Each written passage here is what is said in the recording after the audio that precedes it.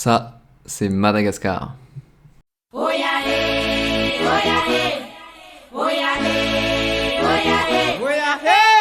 Je suis parti avec Nature Évolution en 2017 pour participer à une expédition scientifique dans une zone bien particulière de Madagascar, le Macaï.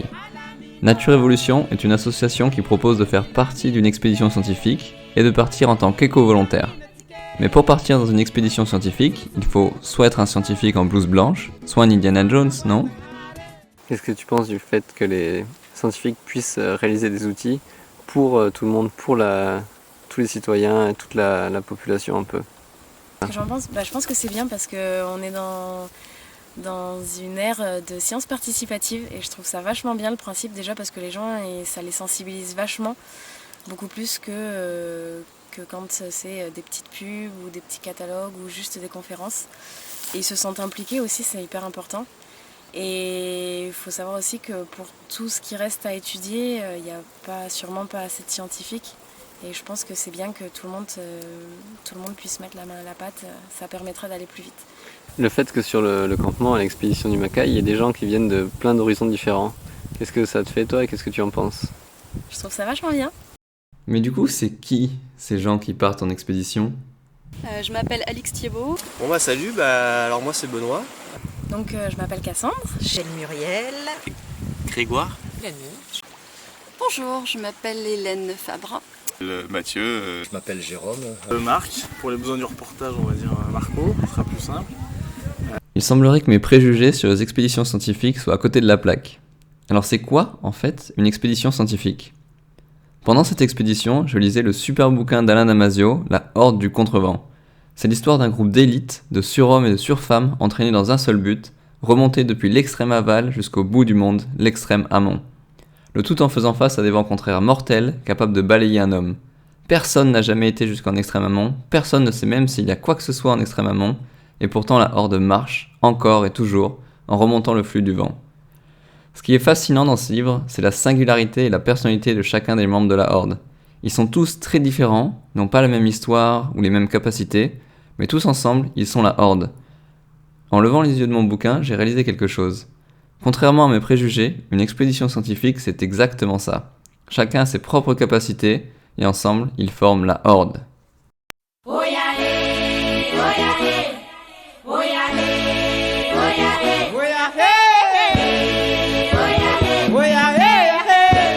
Je vous propose aujourd'hui d'aller à la rencontre des membres de la Horde, découvrir qui ils sont. Bon salut, alors moi c'est Benoît.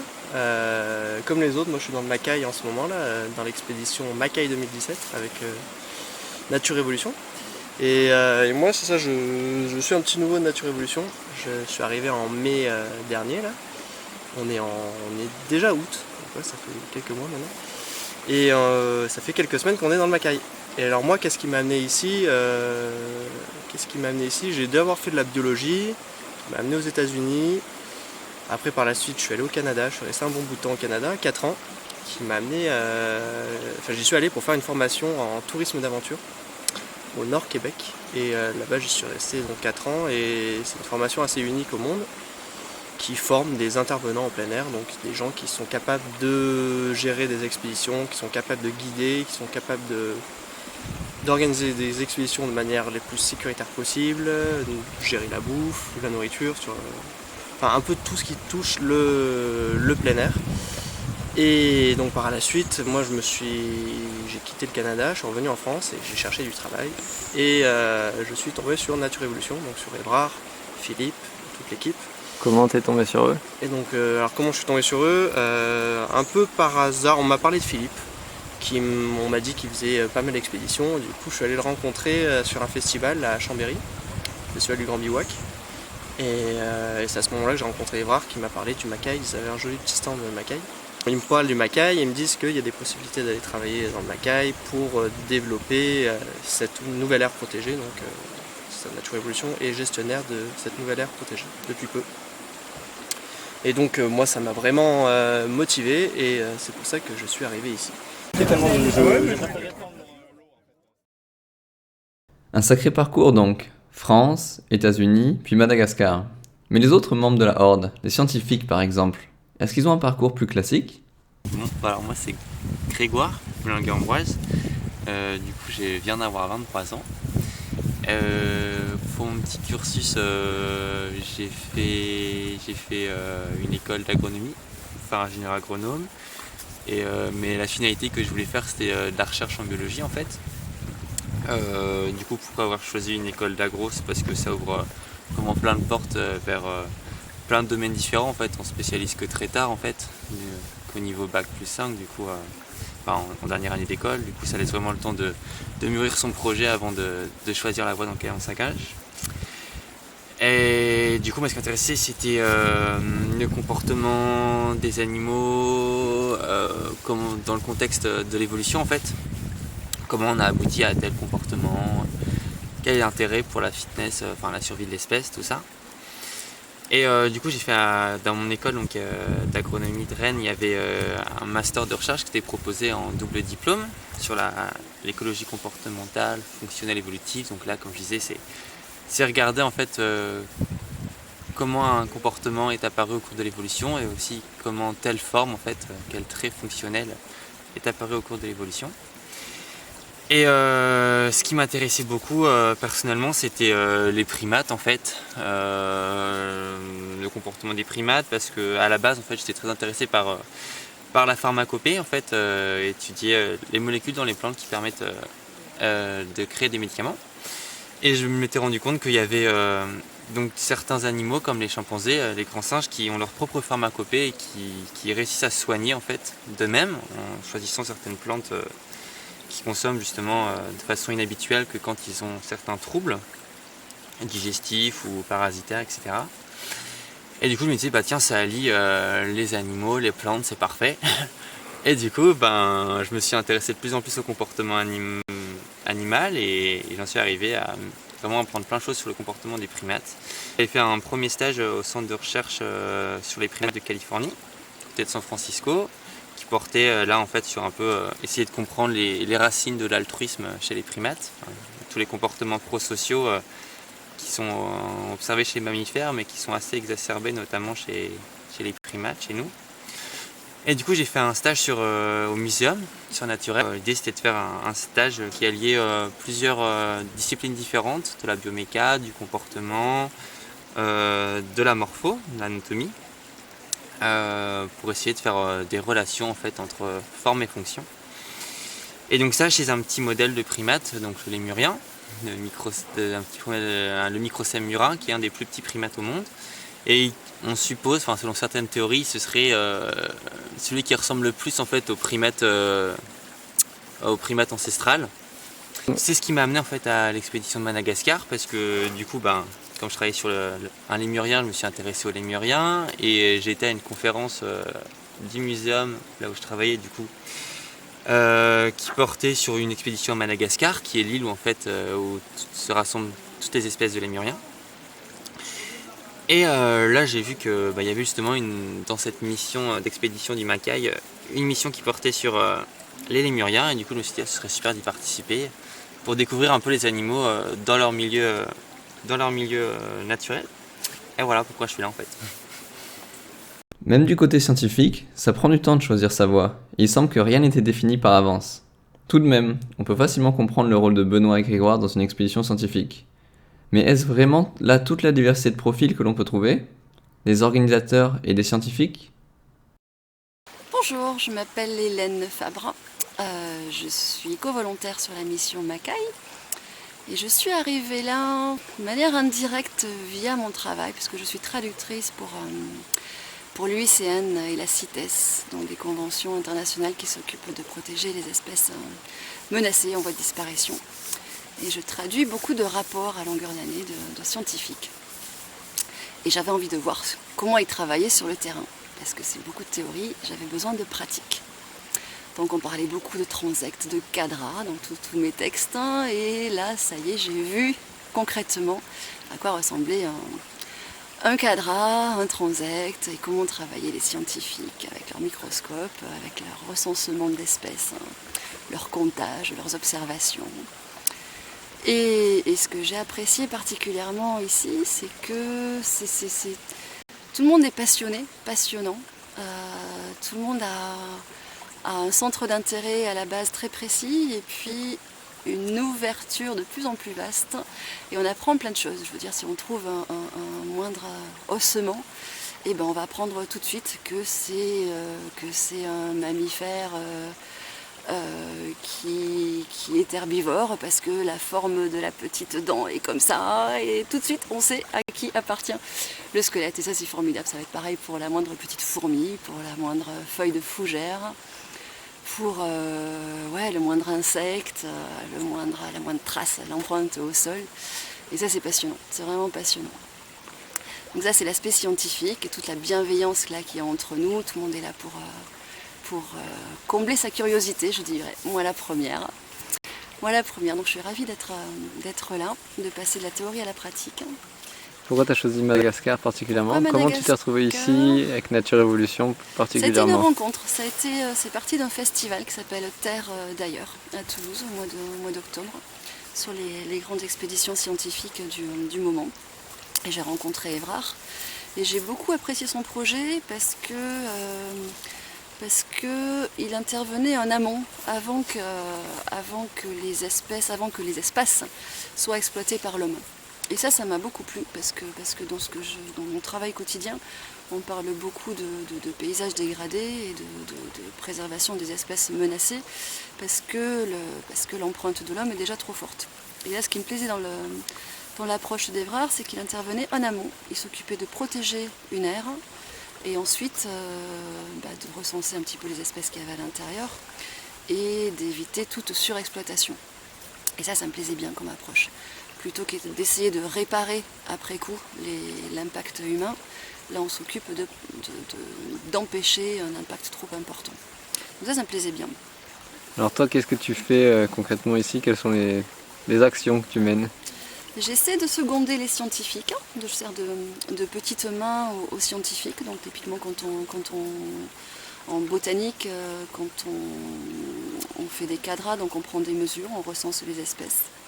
On compte sur un périmètre bien délimité, par exemple une vingtaine de mètres, combien d'espèces on va trouver, et puis on recoupe nos données. Et à partir de là, on a une idée effectivement de la présence plus ou moins importante de cette espèce sur une zone précise. Donc je seconde un petit peu les scientifiques, sachant que je n'ai pas de formation de scientifique à la base. J'ai un très grand intérêt pour tout ça, personnellement et puis par mon travail effectivement. Cet intérêt que tu avais pour les sciences, il se traduit comment?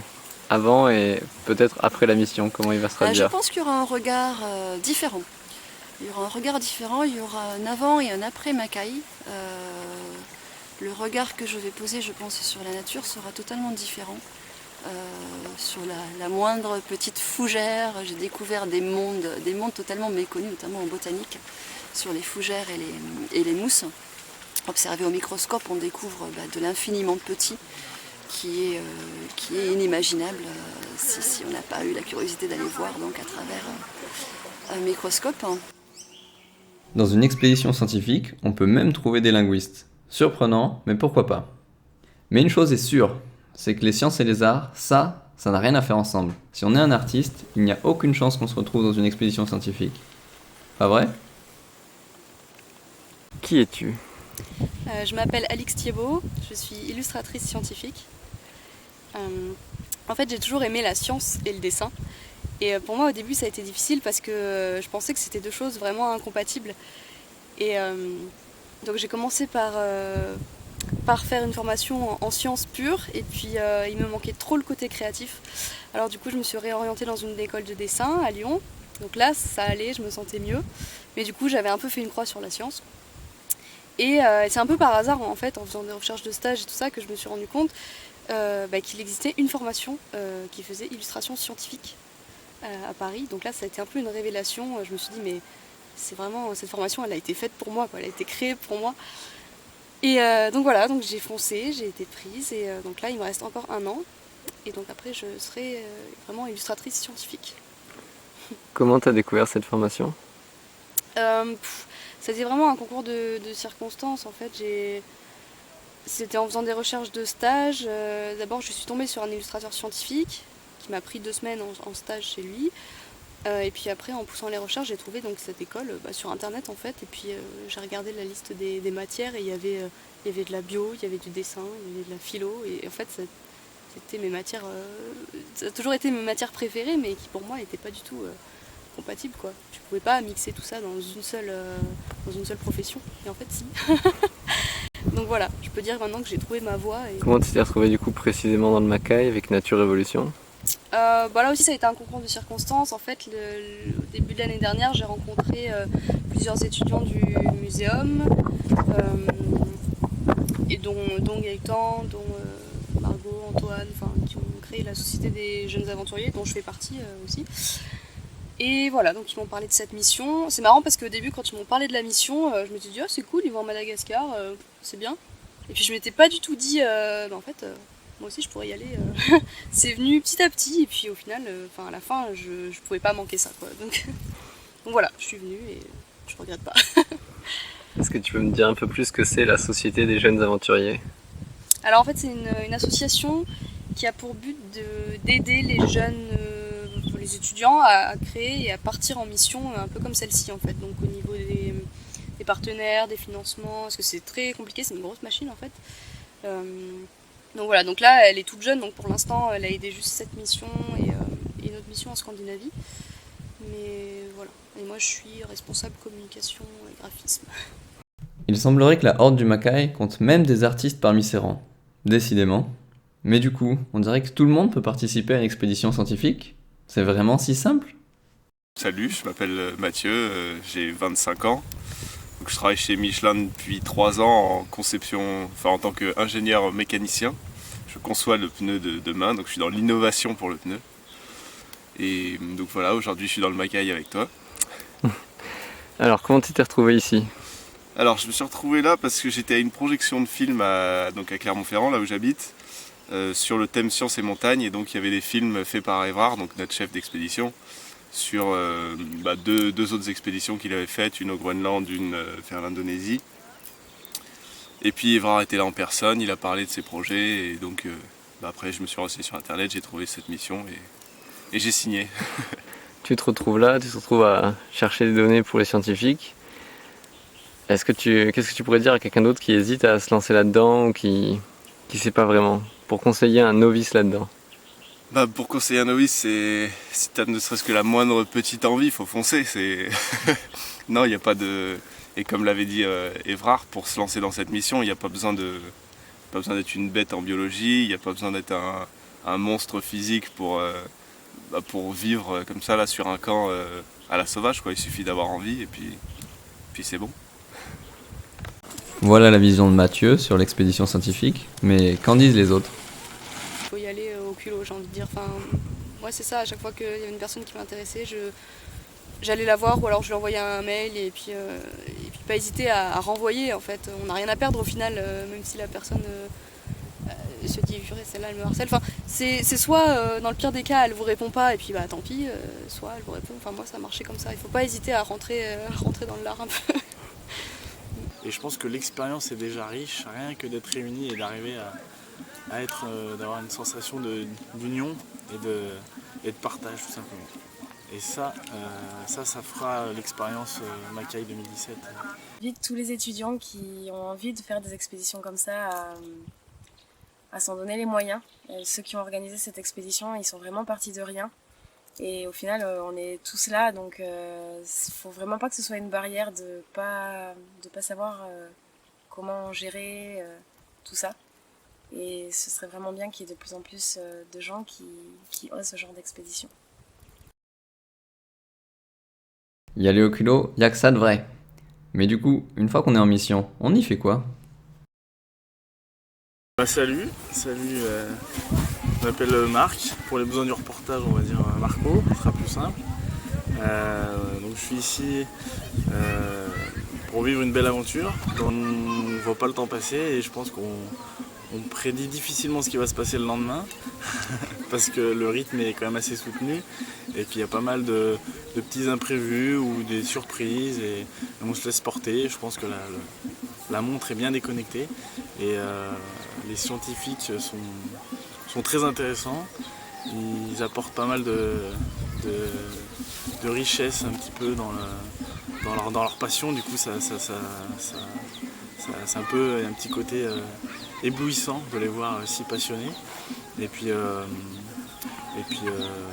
moi je suis venu ici vraiment pour être la petite main des scientifiques, avec beaucoup d'humilité et puis d'essayer de leur apporter ce que je pourrais leur apporter. Et puis après, je suis assez curieux, donc j'espère aussi apprendre des choses sur la faune ou la flore. Et puis si je peux contribuer à ma petite échelle à trouver quelque chose un peu d'inédit, dans le but derrière, à court, moyen et long terme, de venir préserver et structurer l'utilisation de la zone Macaï, ça sera une belle réussite. Est-ce que tu peux nous expliquer un peu plus précisément qu'est-ce que tu as fait et qu'est-ce qui se fait en fait ici?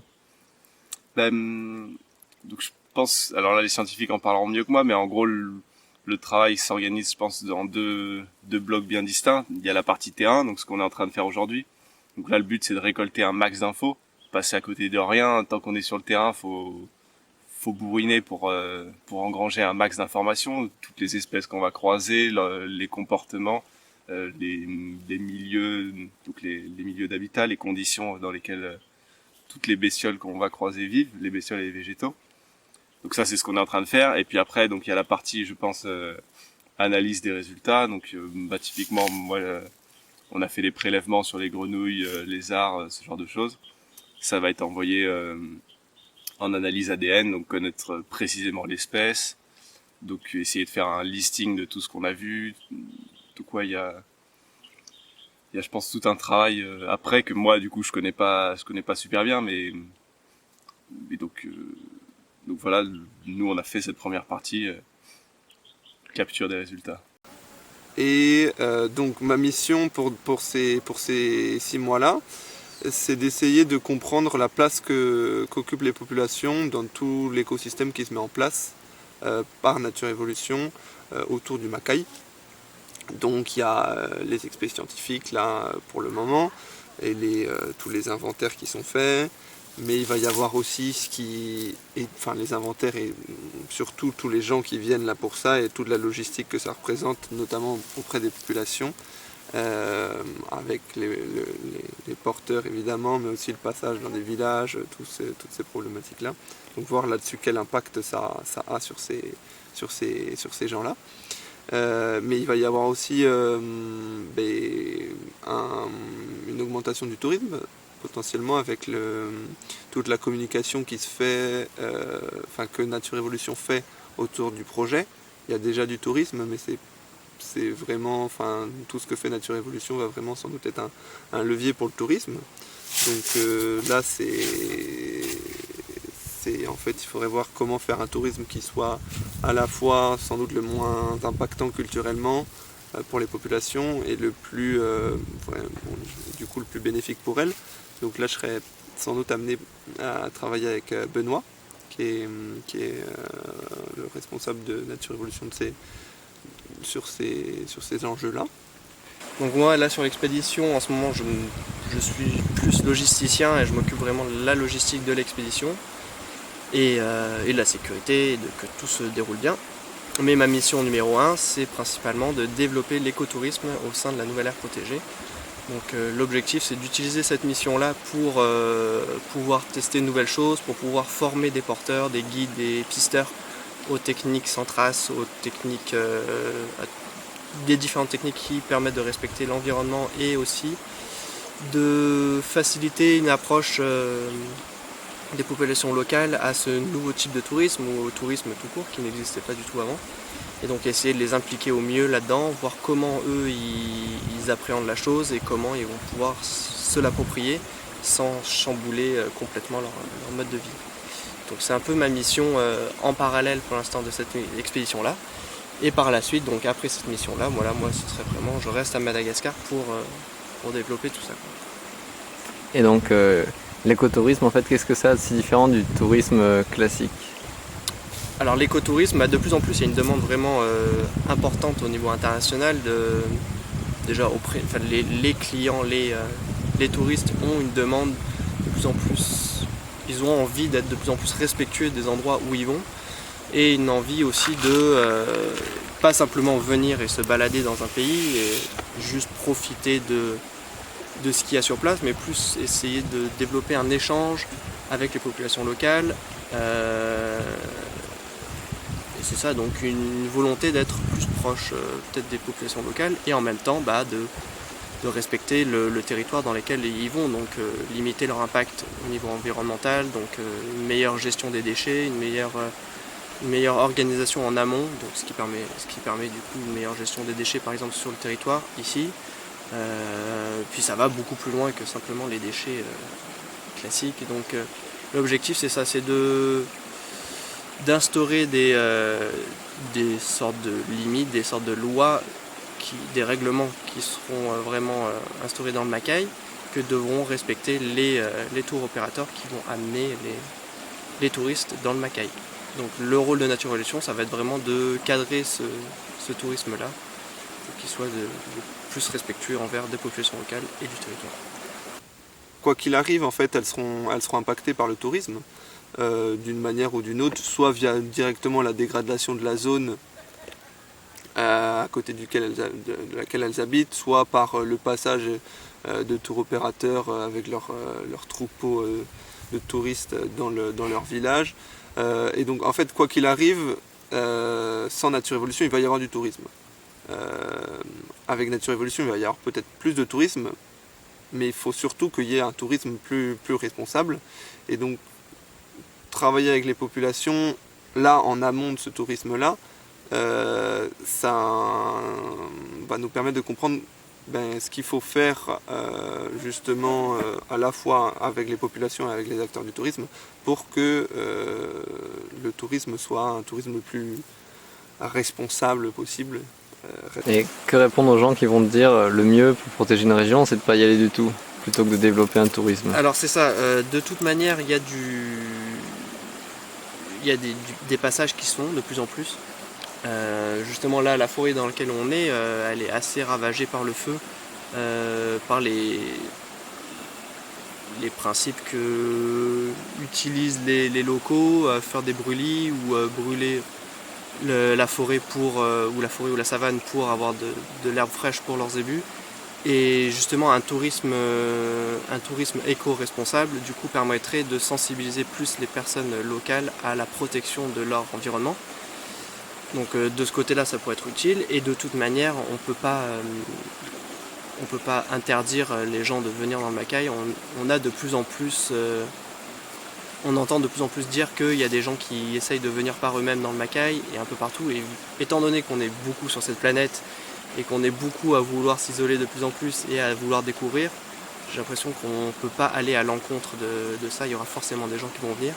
Donc l'objectif, c'est du coup de le proposer, de dire que c'est possible de venir dans le Macaï, mais que ce soit cadré et mieux géré, que simplement le laisser à tout va et que ça se passe mal. Il y a de quoi faire. Faire l'inventaire de la biodiversité, développer l'écotourisme, inclure les populations locales dans tout ça. La Horde, c'est un groupe de gens qui viennent de partout, de toutes les formations, de tous les horizons. C'est un groupe de personnes qui, ensemble, ont trouvé des moyens d'agir et d'avoir un impact sur ce qui leur tenait à cœur.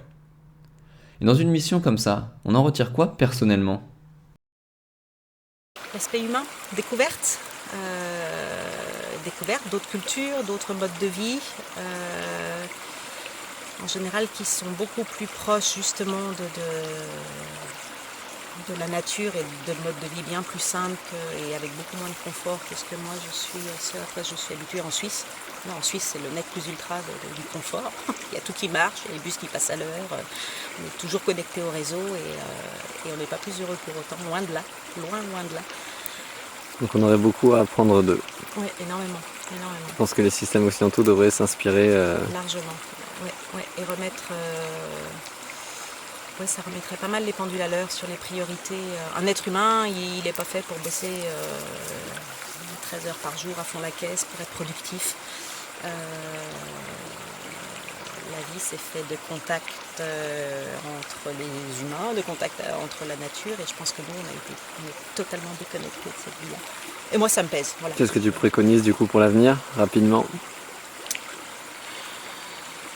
Plutôt de voir à l'ONU ce qu'on envoie de se dire que tiens, on doit légiférer et encadrer par des lois et aider toutes ces populations qu'on va appeler monde en développement. C'est eux les développés, c'est eux les grands développés. Donc peut-être faire l'inverse, mettre le curseur, dire ils ont bien plus à nous apprendre que l'inverse. Je pense que ça peut surtout m'apporter un savoir-vivre, un savoir-être avec les personnes qui m'entourent dans la mission. Et puis ça peut m'apporter aussi encore plus de recul sur la vie lorsque je vais rencontrer les populations locales. Donc professionnellement, ça va pas forcément m'apporter des compétences techniques ou propres à mon métier, mais ça va m'apporter des choses pour plus facilement communiquer demain ou avoir du recul sur la vie ou savoir un petit peu ce qui est vraiment important au quotidien. Parce que les personnes locales fonctionnent comme ça depuis des générations et je vois pas pourquoi nous voudrions apporter notre vision d'Européens ou d'Occidentaux. Mais je pense qu'il faudrait plus travailler sur un système de dialogue, d'échange, voir eux comment ils fonctionnent ici, pourquoi ils font certaines choses, pourquoi nous on proposerait ces choses-là et essayer de travailler ensemble pour aussi préserver leur territoire qui est leur territoire et au final notre territoire à nous tous et je pense qu'on est tous dans le même bateau, il faut que nous entraidions tous pour la même cause qui est le bien-être de tout le monde et forcément la planète.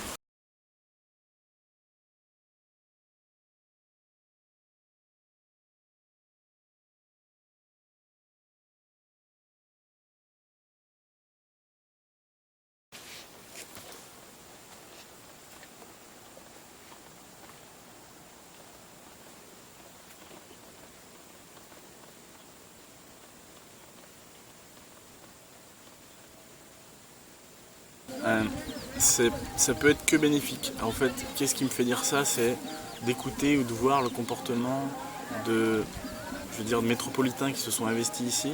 Je prends Évrard, je prends sur Bernard, je prends même Philippe, tous ceux qui sont dans ce moule et qui veulent faire avancer le projet, mais c'est pas que à l'échelle de l'année 2017 sur un projet scientifique. Ils sont beaux à voir parce que ils ont de l'ambition, ils veulent structurer les choses, ils veulent pas se perdre dans une ressource qui demain pourrait vite être un danger avec les touristes ou avec je sais pas d'autres chercheurs. Je trouve que c'est beau à voir parce qu'ils ont de l'ambition.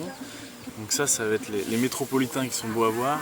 Et puis il y a les malgaches. Les malgaches, quand on écoute certains scientifiques malgaches comme Radou sans le citer, c'est beau à voir et ça encourage à s'investir parce qu'ils ont la tête bien faite, ils ont déjà un petit peu la prévision des choses, ils le sentent bien, ils veulent bien structurer la chose, ils veulent se servir des expériences qui ont déjà été faites sur d'autres sites de Madagascar pour que le Macaï soit peut-être une vitrine, une référence.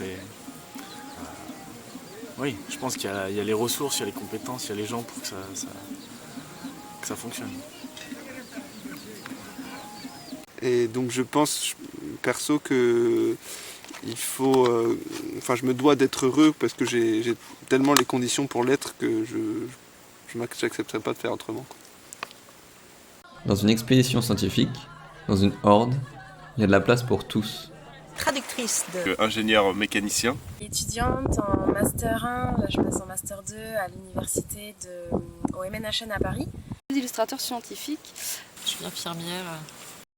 Qu'on soit scientifique ou pas, on peut apporter quelque chose. Nos talents propres, ce que l'on sait faire, ça a toujours de la valeur, puisqu'avec un seul talent, une seule capacité, on peut faire plein de choses très différentes.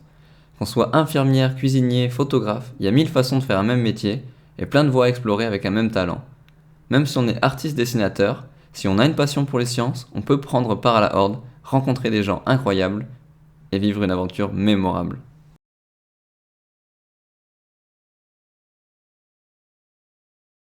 C'est un sacré challenge de retranscrire la personnalité de chacun des membres de la Horde.